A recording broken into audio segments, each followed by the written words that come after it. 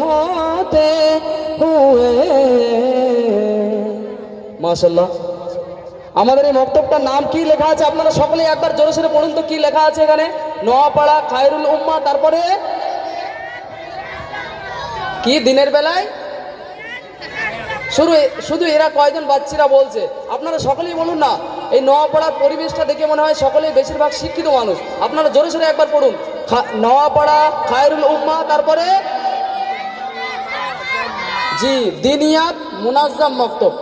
দিনিয়াত শব্দের অর্থ দিনের বহু বচন, আমরা সকলেই জানি। মুনাজ্জাম কথার অর্থ হলো সুশৃঙ্খল, সুসংগঠিত, সুসজ্জিত, অর্গানাইজড। তো আমরা নিশ্চয়ই বুঝতে পারছি এই বাচ্চাদের দাঁড়ানো, এদের ইউনিফর্ম, এদের কথাবার্তা, এদের চালচলন, এদের অ্যাটিটিউড এবং এদের পারফরমেন্স আমরা নিশ্চয়ই দেখে বুঝতে পারছি যে মুনাজ্জাম। সত্যি এদের থেকে ঝরে পড়ছে মুনাজ্জাম কথার অর্থ।